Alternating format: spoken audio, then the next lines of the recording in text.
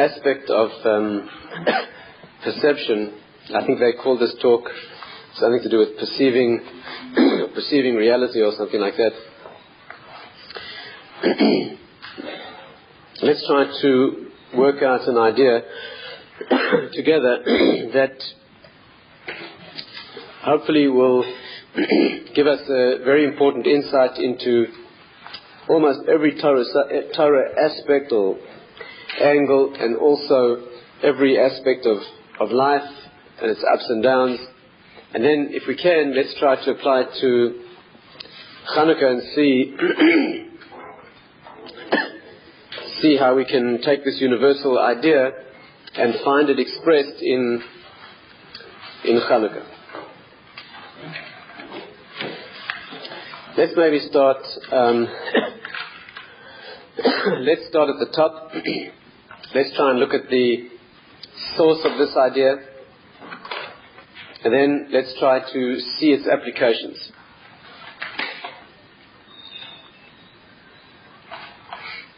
It might sound very abstract, but let's do it that way because that's the right way to do it. Let's try and identify the subject in its root, even though it's purely abstract in its root, and then we try to feel how it has its expression, derivation in Torah, how we know that that's what it is, and how it applies itself. In the sources that talk about such things, deep abstract wisdom, there's an idea that whatever's built is always built in two phases.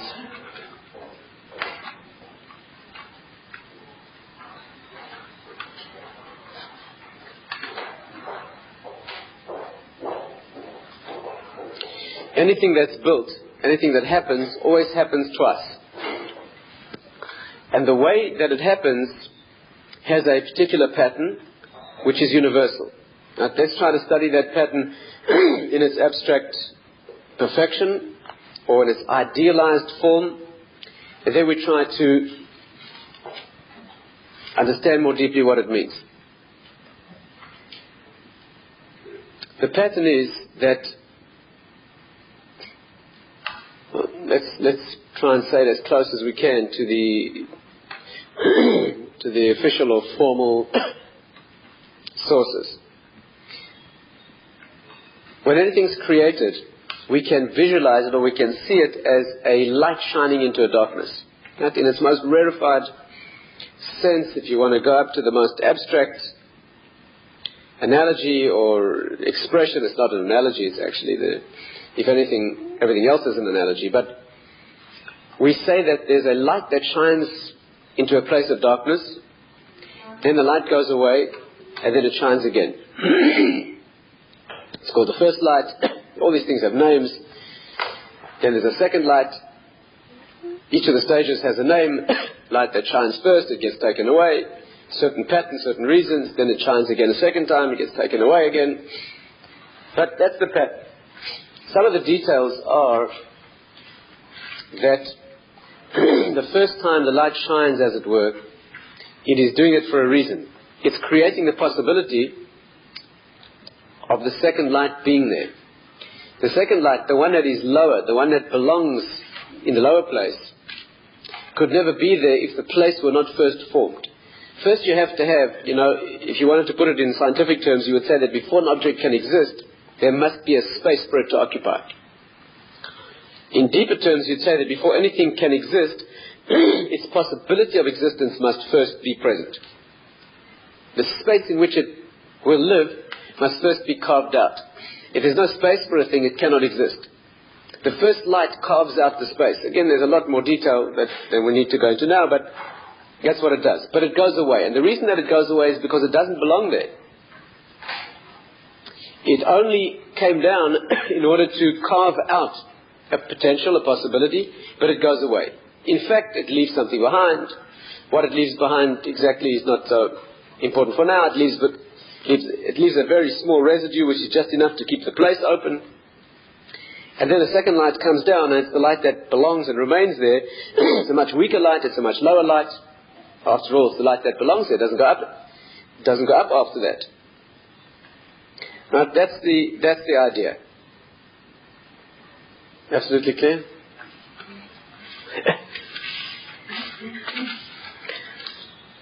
Let's try and understand what this means. All processes go in two stages. Of course, you realize immediately, I'm sure we don't even have to speak this out, that if we say two phases, we mean endless number of phases, because if there are two, then each of them must have two. If we say that everything has two phases, by definition we're saying that each of those components must have two. And therefore there really must be four. But of course each of the four must have... so therefore we're saying that you can trace anything that happens to the time when it happened before. And strictly speaking, if you know how to do it, you could trace that time to the time when it happened before. What do we call this in Torah? Maaseh Ava Siman Labani. That what happens to the fathers happens to the children. Whatever happens to the forefathers, that really happened before, it happens again. Avraham Avinu goes down to Mitzrayim. His grandchildren go down to Mitzrayim. Yaakov goes down. The sons go down. The Shvatim go down. The Jewish people go down. Each generation has its ordeal and difficulty and deliverance, not in a situation or a setup or a process that exactly parallels the one that came before and will be the precursor of the one that comes after it. Now, let's try to understand this pattern and why it must be like this. The real reason, the deepest we can go is because of Achdus Hashem. That means nothing can be a new... Everything must be repeated. It must be a repeat of something that has a deeper point of origin, and that itself must have a deeper point. Everything must ultimately come from the one version that is completely beyond all human understanding and beyond all inquiry. Everything always is linked to the point of origin of that particular process. But let's try to understand it in its manifest level as deeply as we can. Particular emphasis on how Hanukkah teaches us this idea. That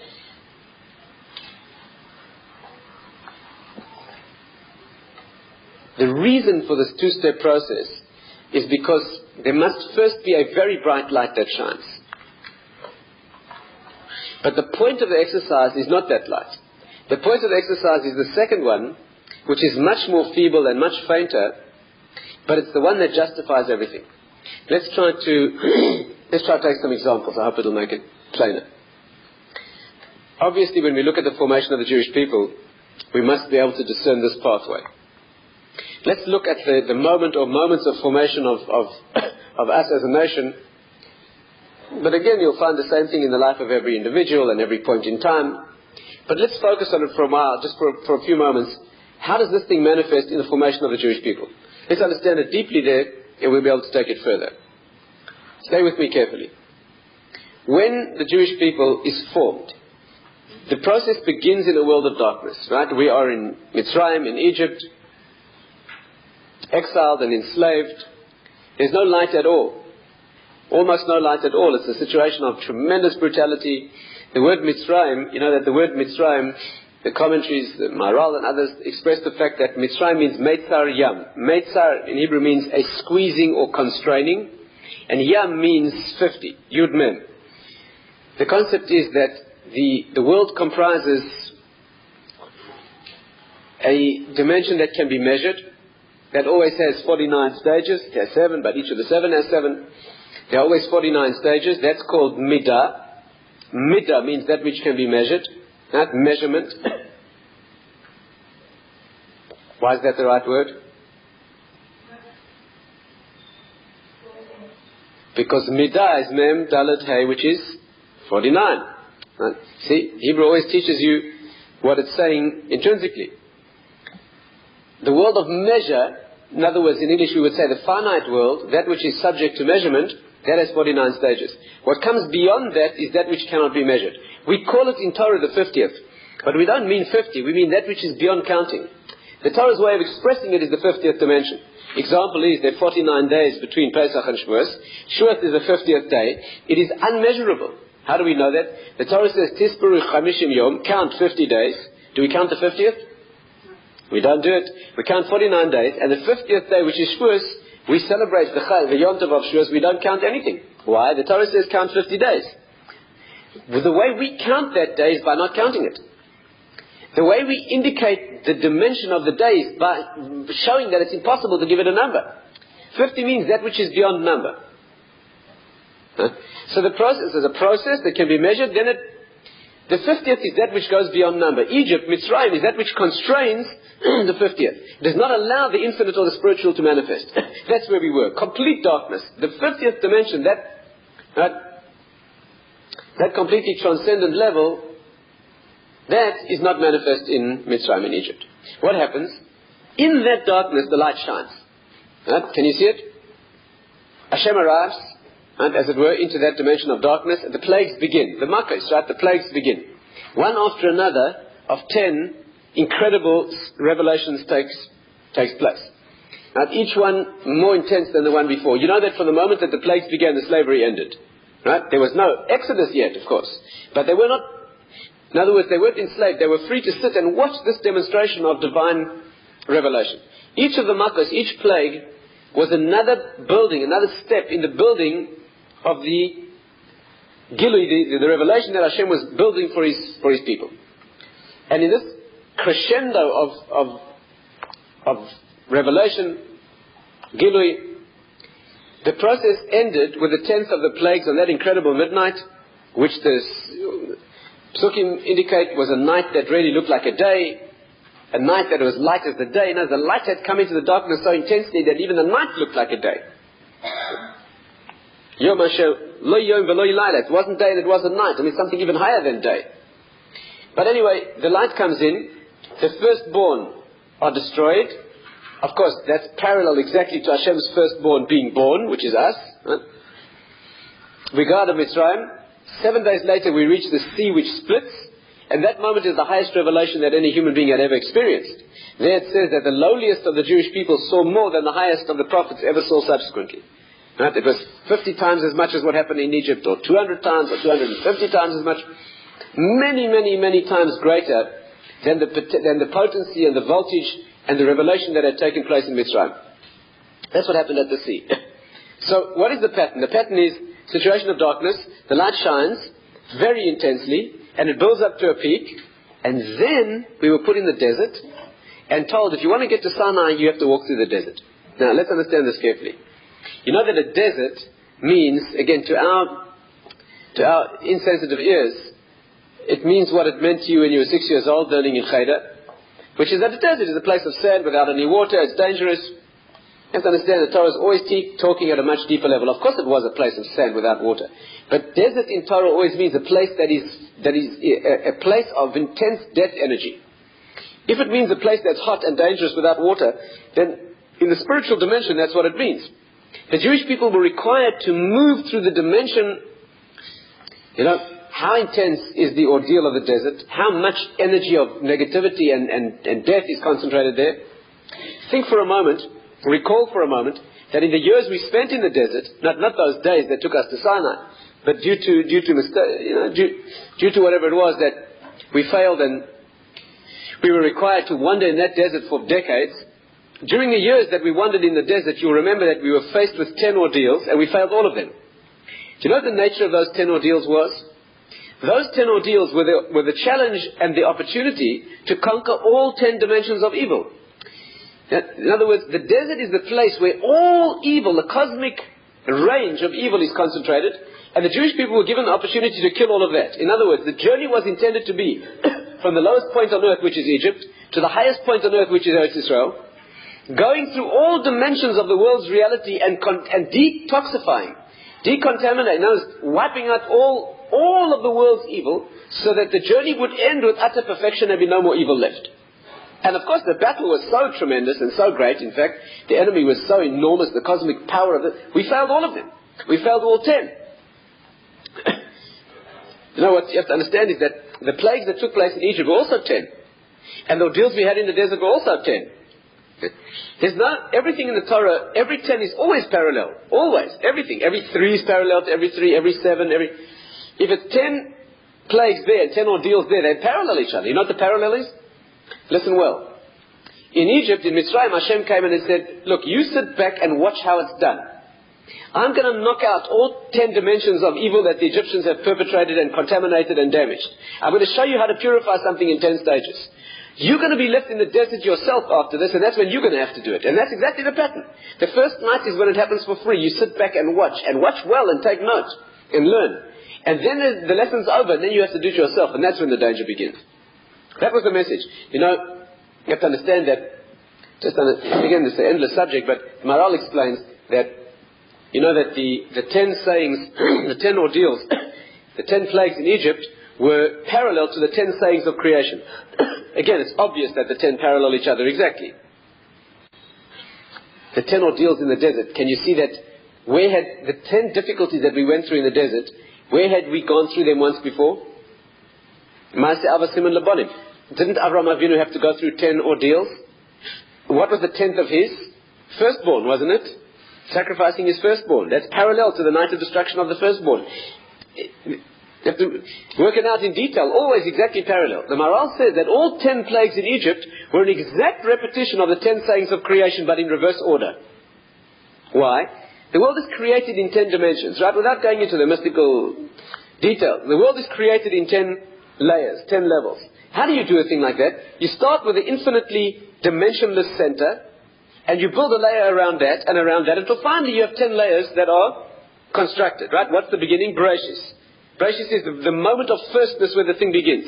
Then you have around that, let there be light, and so forth until you have 10 layers. Says the Maharal, when you want to decontaminate something, you must peel away the layers from the outside in. When you build, you start from the inside and you build until you have your thing constructed. But when you purify something, you must start on the outside and peel away the layers till you get back to the pure center. Right? And that's why the plagues went in reverse order. What was the first of the sayings of creation? In the beginning, the moment of firstness. What was the 10th of the plagues? Destruction of the firstborn. The moment of firstness. What was the second of the sayings of creation? Let there be light. What was the second last of the plagues? Darkness. The Maharal works out all 10 of them, showing you, right, this is simple cheder material, right? This is not need to come to a talk at Kilnos for this. I mean, I'm sure this is the way you teach your cheder children, don't you? It's not fancy footwork here. This is just basic pshat in Torah, right?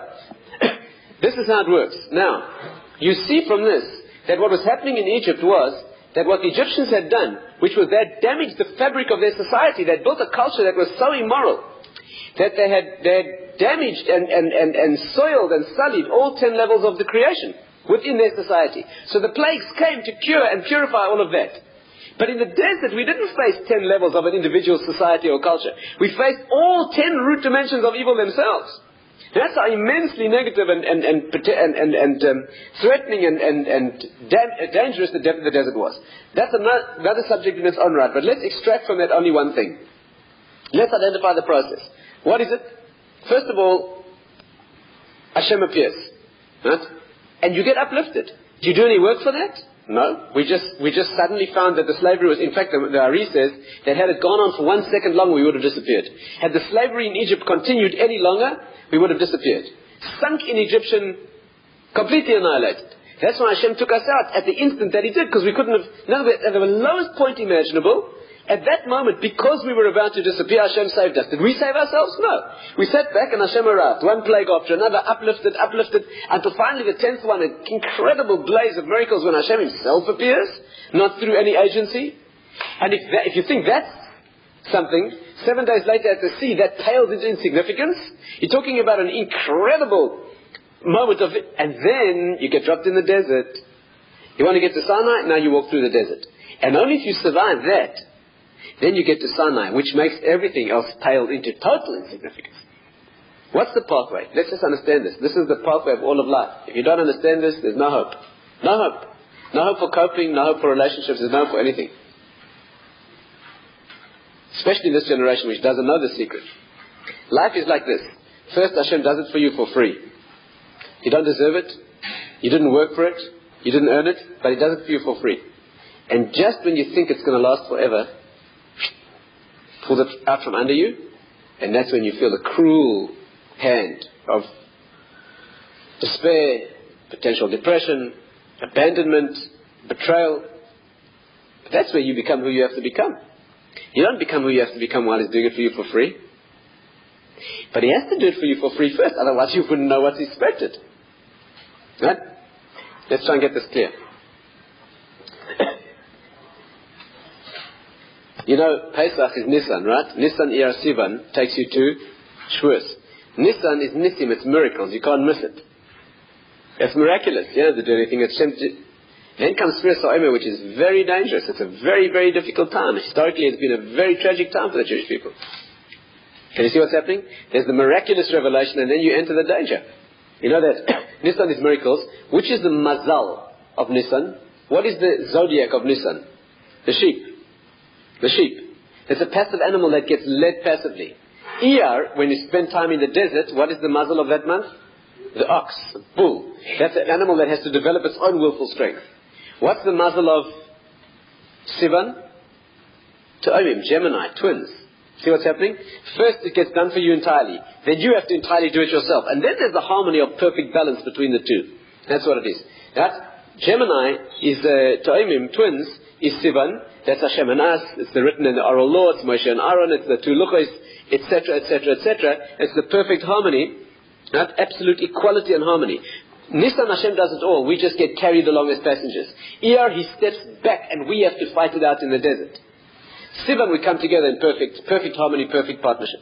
But the only reason we could become his partner is if he first showed you how to do it, and then he stops showing you. You know, when the father teaches his child to walk, picks the little child up, holds his hands, and he lifts the little child to his feet, and the child takes his first step. And that's an absolutely ecstatic moment. The child's walking. But not only is he walking, he can't fall. What a moment. He's standing on his feet for the first time, and he's actually walking. But he's walking with the security of being impossible to fall. It's a remarkable moment. And just when the child feels that surge of exhilaration, Abba, let's go. You know why Abba, let's go? Because that's where he learns how to walk. But you know what he feels when Abba, let's go? Terrible.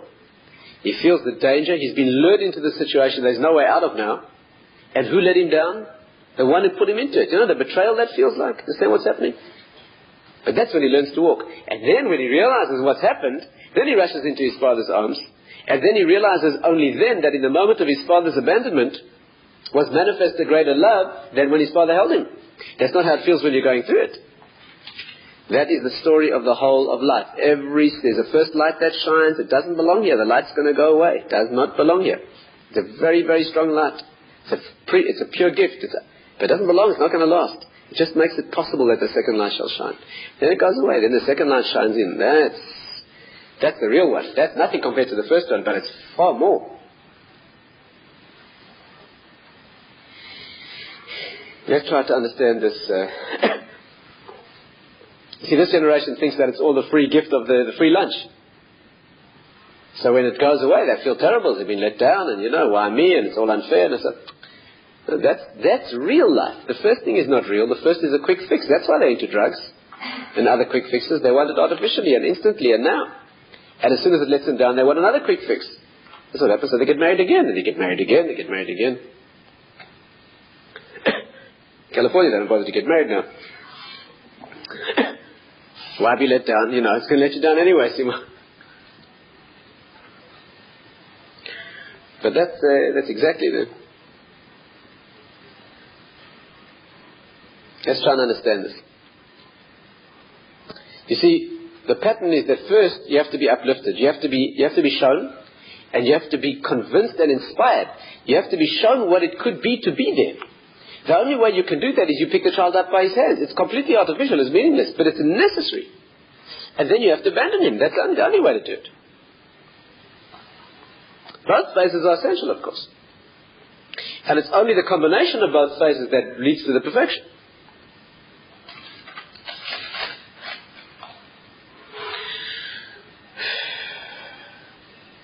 Let's try and take a few examples and see if we can understand this. By now, I'm sure your minds are racing ahead of me. I'm sure you've raced through the whole of Chumash and Tanakh, and you've identified the fact that this happens all over, doesn't it? Doesn't it? What are a few examples? Bais Rishon, Bais Sheni. It's 2 Batei Mikdash. The temple stands once and it stands again. The second, nothing compared to the first. The second Beis HaMikdash had no Shechina, you know that? There was no Shechina in the Beis HaMikdash. The Gemara says that people who saw the second temple, who had been alive during the first one, wept when they saw the second. It was far more beautiful physically. It was twice the size and far more beautiful, but it was empty compared to the first. But that's when Hanukkah took place. in that contamination. Let's understand. We'll get there. Let's work through a few other examples and try to apply to Hanukkah.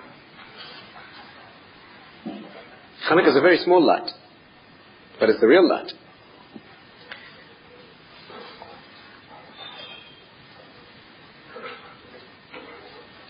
Let's try and work through a few examples. Again, I'll leave you to do your own homework and think about it. Bais Rishon, Bais Sheni. Yes, what else? Luchos Rishonos and Shneis. What happened to the first tablets?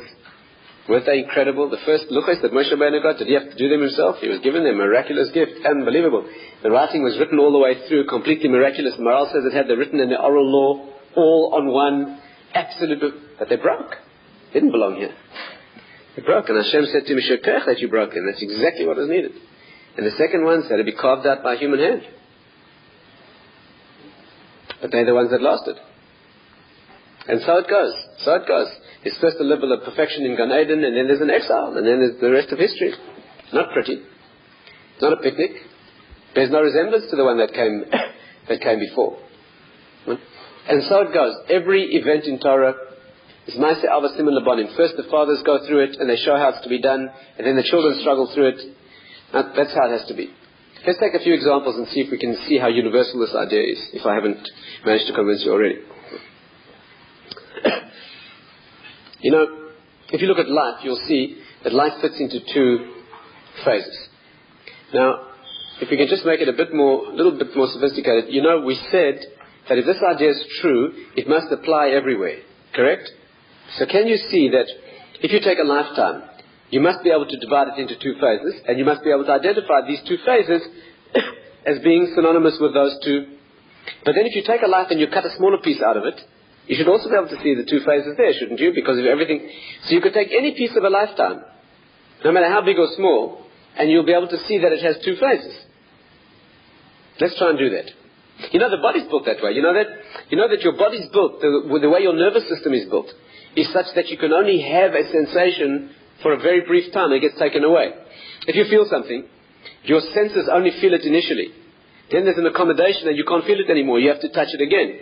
If you smell something, you're only aware of it as it impinges on your consciousness initially. After you get used to it, you can't smell it at all. If you hear a sound, you only hear it initially. It's remarkable. Do you think it's an accident? You only hear it initially. After a while, if it stops, you're amazed to realize that it was going all the time. You didn't even hear it. The body's built in such a way that it's only sensitive to the initial burst of activity, and then it fades away into insensitivity. Let's take a lifetime and cut it and see that. So, I mean, again, it should be obvious.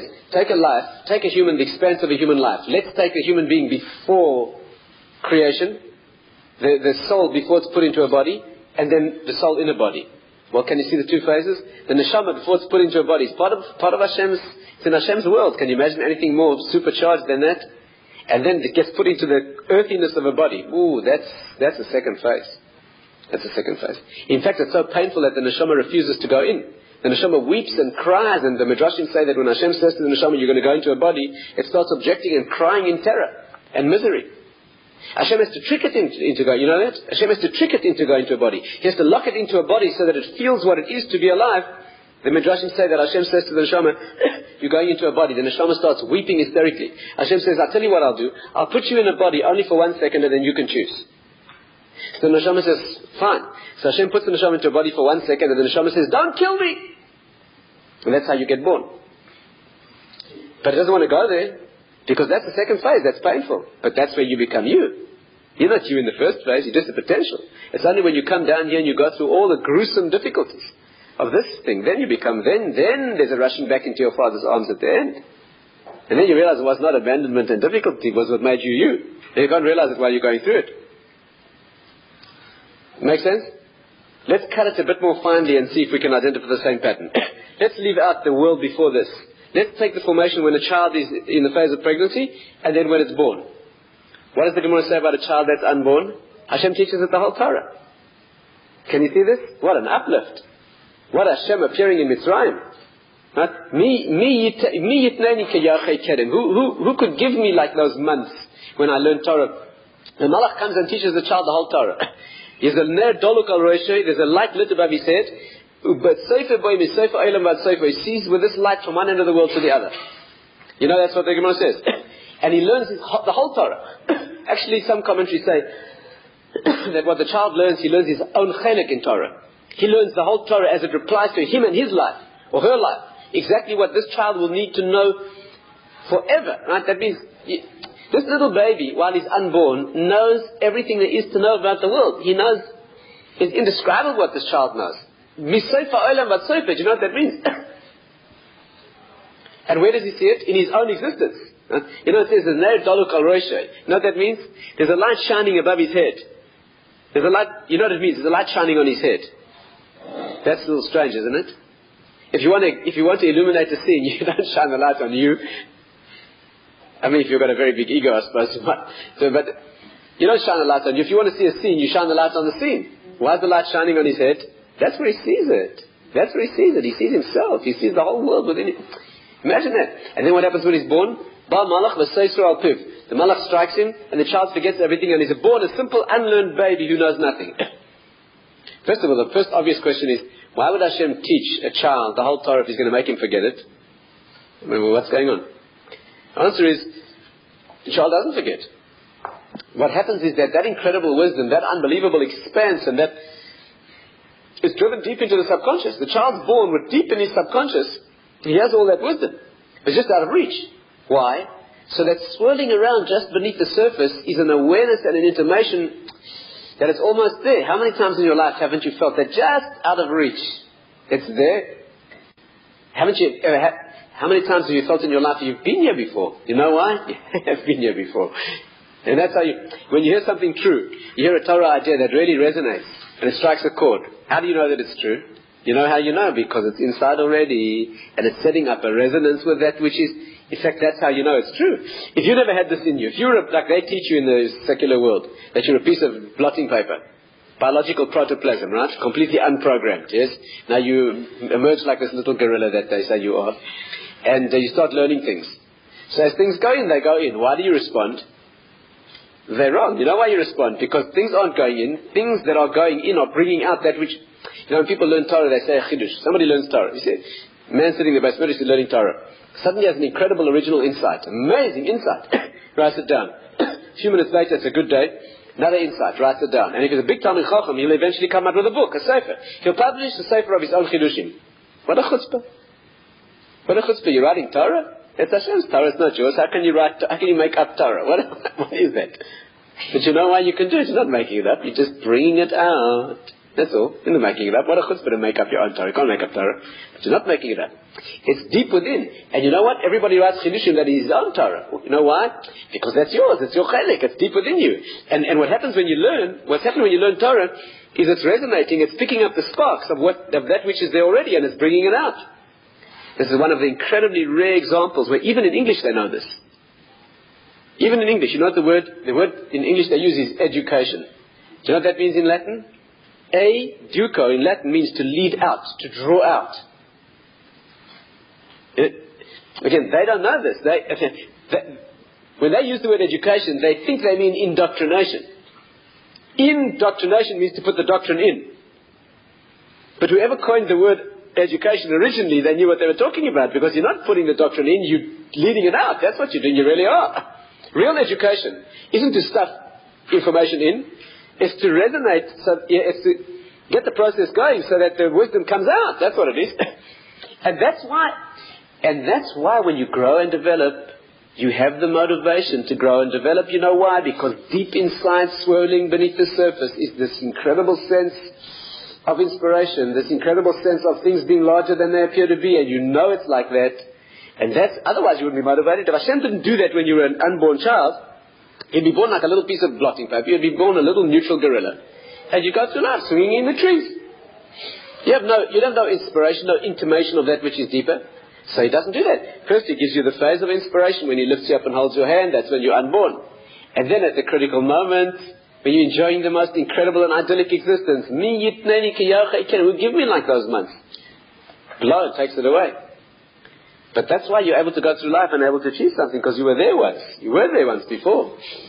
And again, if you cut it a little more finely, can we cut it more finely? Let's forget about the baby. Take it from birth on. Well, there's childhood and adulthood. Can you see that childhood is a time of incredible inspiration? Can you see that? Children and teenagers have an unbelievably expanded sense of reality. They've got no sense of limitations. You ask a 5-year-old what he wants to be. He'll tell you the most bizarre combination of impossibilities. It doesn't bother him. Because he's going to, he honestly believes that he's going to be the world's greatest everything. And teenagers have that disease worse. Especially in Western society. You speak to an 18-year-old male. Women don't have this problem. See, women are creatures of the second phase. Women are creatures who get stuck in and they start building. Men are creatures of the first phase. See, men are creatures of the artificial illumination stage. That's what a man is. So he's always hanging around looking for another quick fix and a quick thrill. And that we'll have to talk about another time. Don't like to spend too much time on it because it's almost certainly a misprint anyway. But the point is that that's what it is. There's male and female. See, men are like children. In case you hadn't noticed. Not in Torah society, of course, where, we work on ourselves and we become mature rapidly. But in secular, undeveloped terms, men are children. And children are always looking for the experience of newness. Somebody showed me a book written by an Eastern mystic, non-Jewish Eastern mystic, translated into English. And a line caught my eye. Very interesting. He said, a woman is a woman, but a man is a child always. You look around in broader society, you'll see men of 50, they're playing with the same toys that they were playing with when they were 15. It's a bit bigger and more expensive, but basically the same. Why? Women don't do that. Women don't do that. But there's the first phase and there's the second phase, and again it needs a lot more discussion. But the first phase is the phase. And children are creatures of the first phase. They have an expanded sense of consciousness. You speak to an 18-year-old and you ask him, if you interview carefully a modern male 18-year-old in a secular society, you'll see that he honestly believes he is the world's greatest, you name it, intellect, sportsman.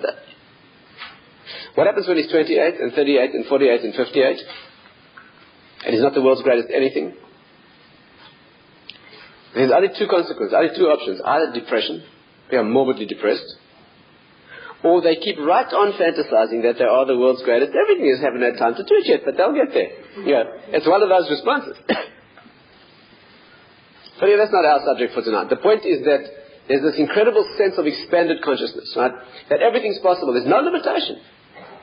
But life closes in on you. Life closes in. When you get older, that sense of inspiration and expansion is not there anymore. When you're 28 and 38, and somebody says, Rabbi, something's wrong with me. I say, what's wrong with you? He says, I've died inside. So what do you mean you've died? He said, when I was 18, life was larger than life. I could cry easily. I laughed easily. My emotions were so rich. I was overflowing with emotion and richness of life. And now, flat. There's nothing wrong with you. That's the way you're designed to be. See? When you're young, you're given an overdose of inspiration so that you can feel what you could be. It's an illusion and it's real. It's an illusion because it's been given for free. It's going to get taken away. It's real in the sense that the father doesn't show the child something he can't do. If he puts him on his feet and shows him how to walk, he can do that. And as children start growing, you see that they start slowly picking up the sense of limitation. And it creeps into their mind little by little. I was walking to shul with my young son, 6 years old. And as we're walking along, he gets very quiet for a couple of minutes. So also very unusual. We usually take his temperature if he does that. And after a couple of minutes silence, he says to me, Abba, a look of concern on his face, I'm not sure if I'm going to marry Debbie or Frida. Because they are two little neighbors, you see. So I say, Then he looks really worried and he says to me, but Abba, whichever one I marry, the other one's going to be so upset. Fine. As we get to shul, walking up the steps, he stops absolutely cold and he looks at me with a real worry and he says to me, but Abba, whoever I marry, all the others are going to be so upset.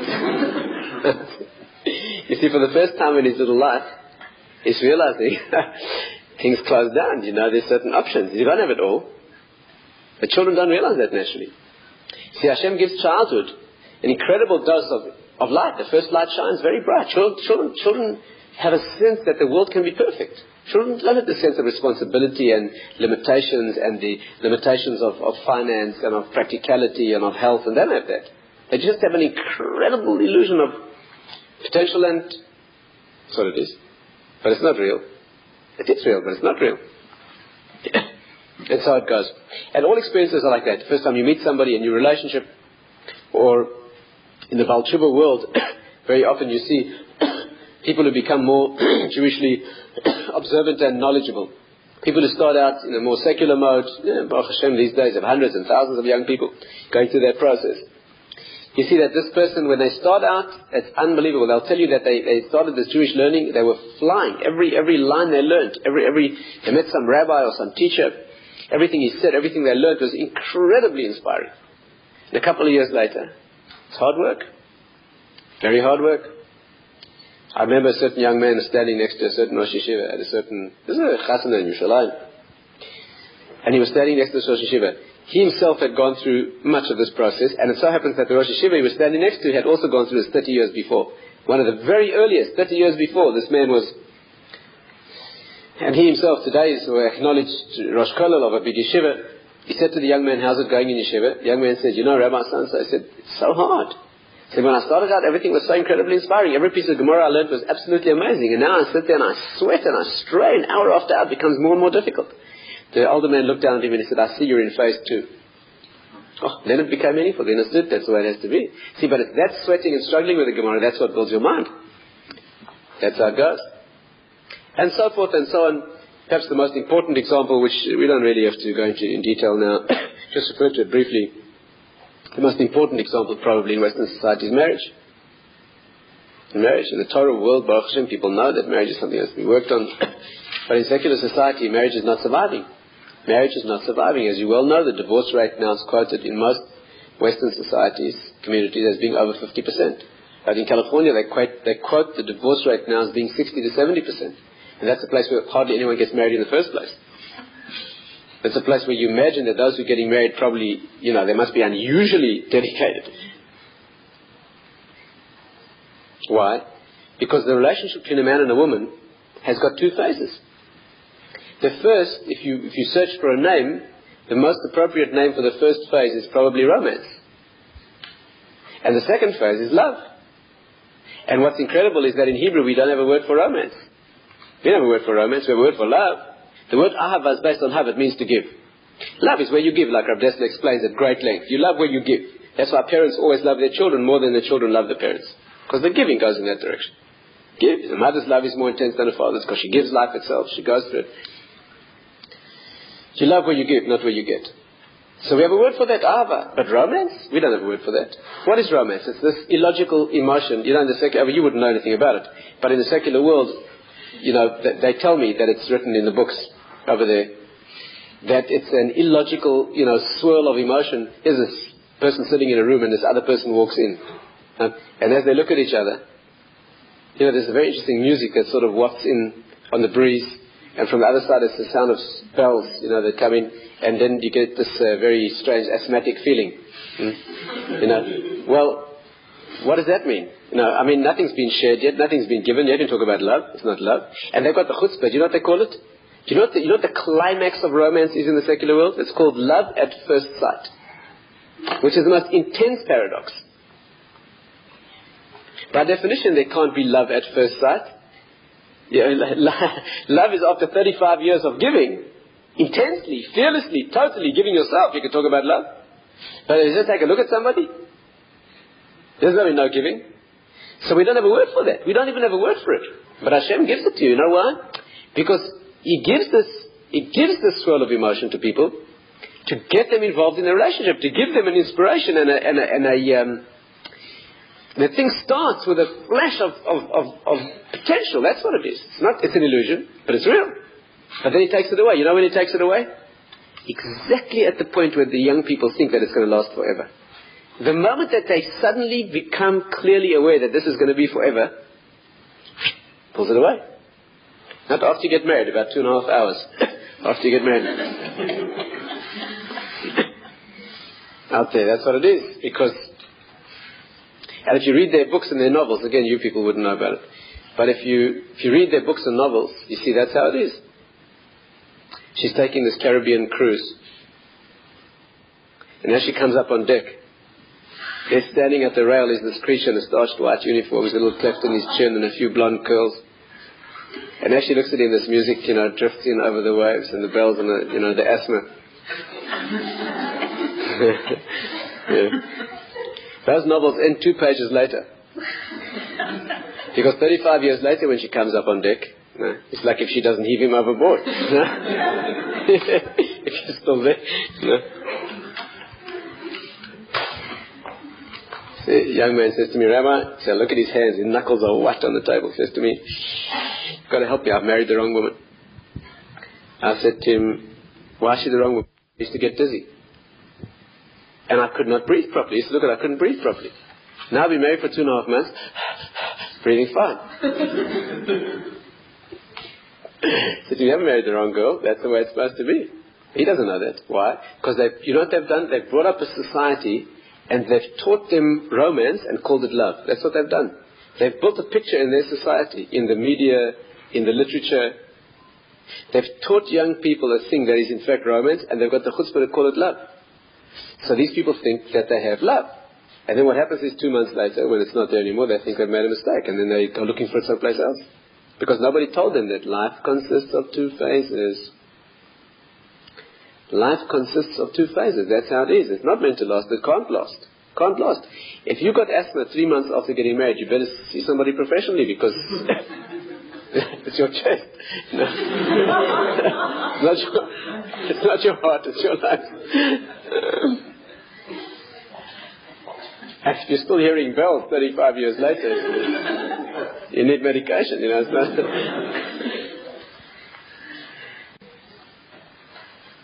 That's what it is, but they don't know that, you see. That's the tragedy. That's the tragedy. No one told them that there's the work that follows the uplift. They just want the uplift. Just a simple education, simple Torah education to point this out. Right? But it's unpopular, and it's not, it's a generation of quick fixes and a generation of the first phase, and that's what it is. But of course that's a tragedy, and it's bound to lead to failures in life. Let's look at Hanukkah briefly, yes, for a few minutes, and see if we can identify the application of this subject in Hanukkah. Let's do it this way. I'd like to share with you a Ramban. Ramban here, the most sublime and beautiful explanation, most beautiful thing that the Ramban says, that if this doesn't resonate within you, then there's no hope. Right? The beauty of this is almost inexpressible, this particular insight that the Ramban opens for us.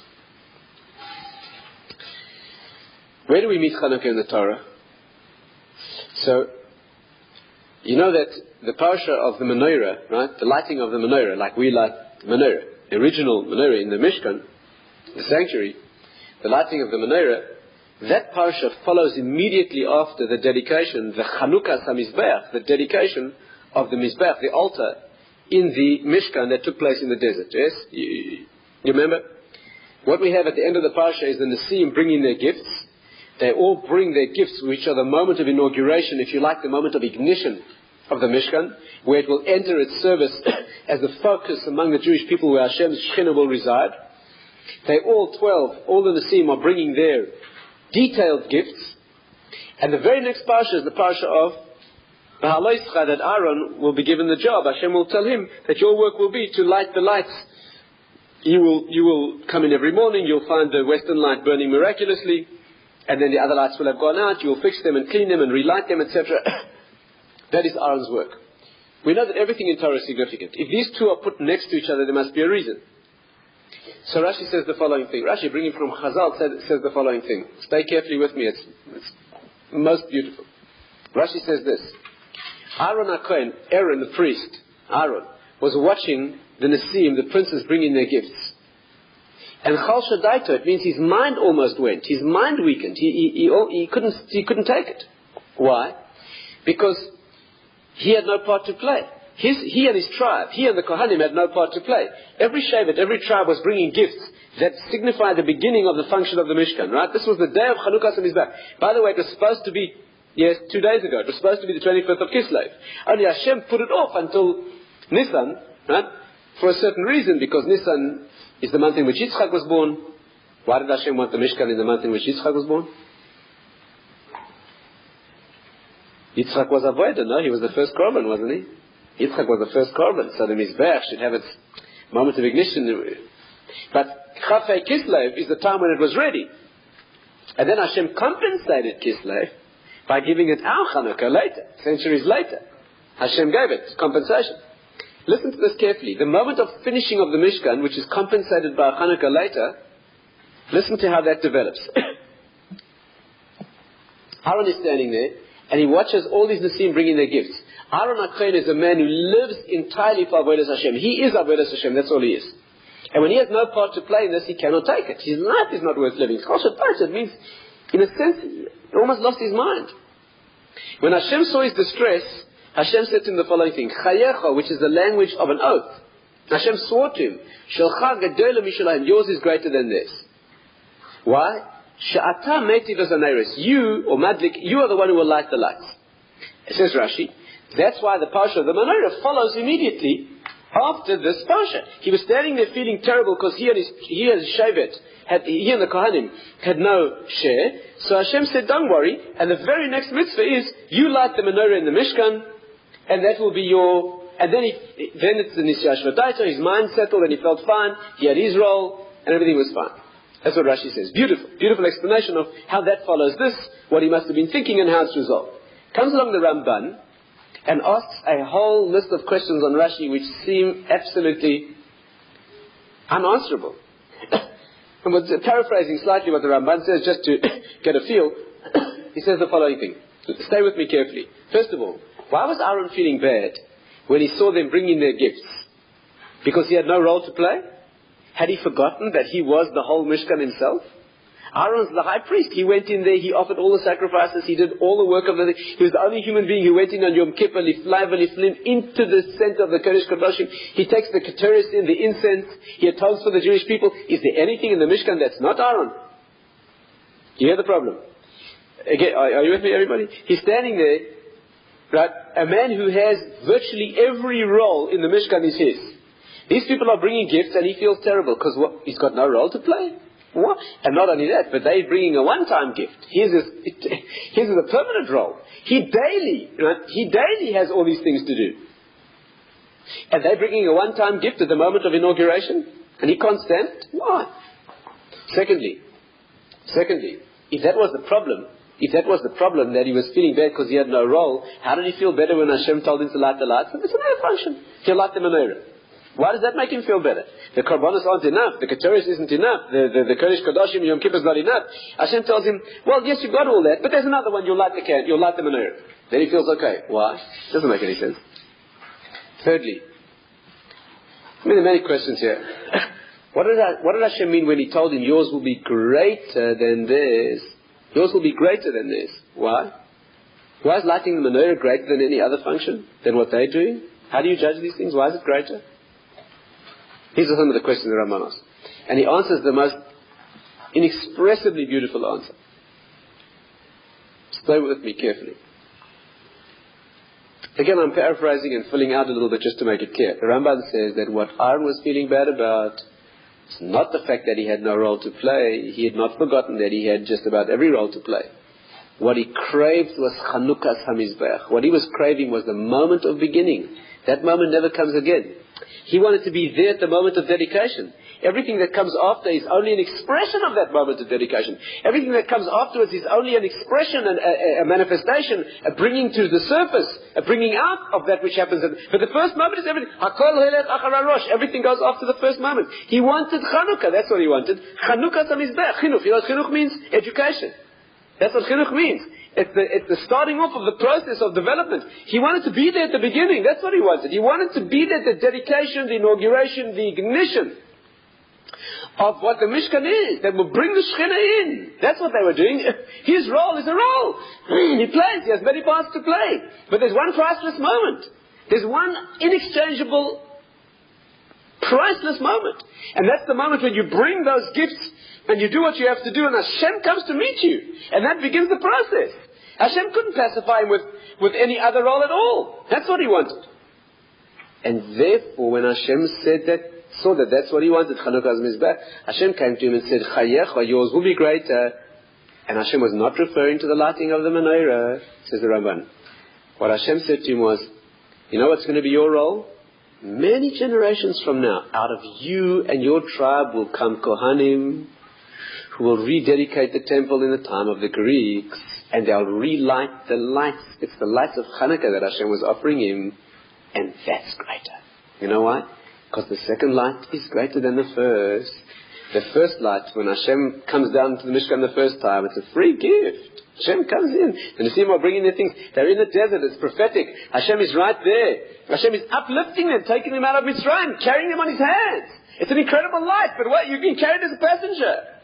But when the Chashmonaim come, hundreds and hundreds of years later, after the Beis Hamikdash has been defiled and desecrated, and they will fight a war for years, and most of them will die, and they'll finally find one tiny little flask of oil.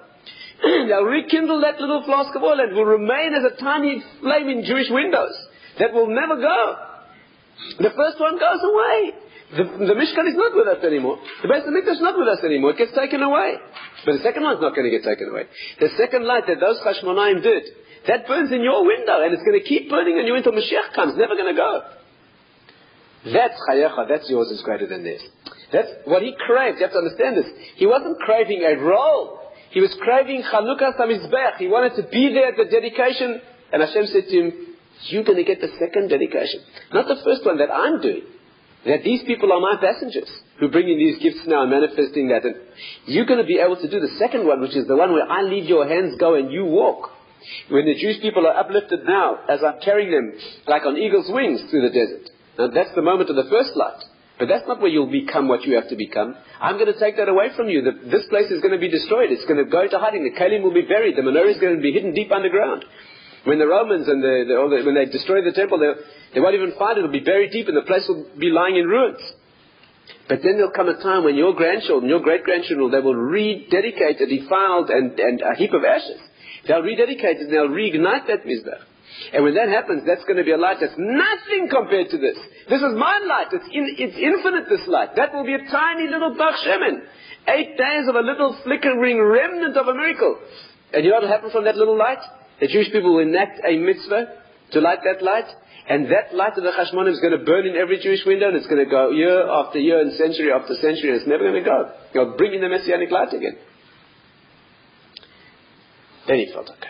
When Hashem told him that, he understood that would be his role. That's what would come out of him. That the Malchus of the Chashmonaim would come out of him, and this is what they would achieve. Because the second light, and that's why the first light in the desert, the first light of those generations was prophecy, it was Torah Shabbat, the written law. The written law, who can describe what it is, but Hashem writes it. But when Hashem takes it away and prophecy ends, that's when the oral law begins to be written. That's the Jewish people's contribution. That's what we write. That's human opinion, as it were. That's human contribution. That's our construction. That's where Torah really is. Torah is in the hearts and minds of the Jewish people. It's not the free gift that's given, that's just the spark, that's the inspiration. But it spawns and it generates, its flame generates the sparks that sear through history, as the oral law, which is what the Jewish people build. And that's what it is. The second light is nothing compared to the first, but it's everything. It's everything. The second light is the light of ordeal and difficulty, but it's the light that lasts. And it's the one that finally closes the circle, that brings the experience of the beginning all the way through to the end. It's the light that makes meaningful the first light. The first light was only the challenge and the inspiration and the invitation, if you like, to achieve your own greatness. And it gets taken away with all the pain all the pain and sense of betrayal, perhaps, sense of disappointment that means. But it's done so that you can build a second. Building of the second light, igniting that second light and keeping it burning, the result of that is a closeness and a oneness that cannot be matched. That is the secret. That is what Chanukah is. The first Chanukah was Kislev, that date back then, but the compensation of Kislev that never got that light is what it got now. What Kislev has now is the Chanukah that we experience. And therefore, we should not look back in history and think about how great the miracles were as if we're nothing. You have to understand that those were incredibly great, and that's what gave us the potential to be what we have to be. You have to understand, but now when you live in the darkness of history, and all you have is this little flame that burns in your window that seems like almost nothing, but that's the real light. That's the light that we light, and that's the light will be the one that will burn forever. Okay.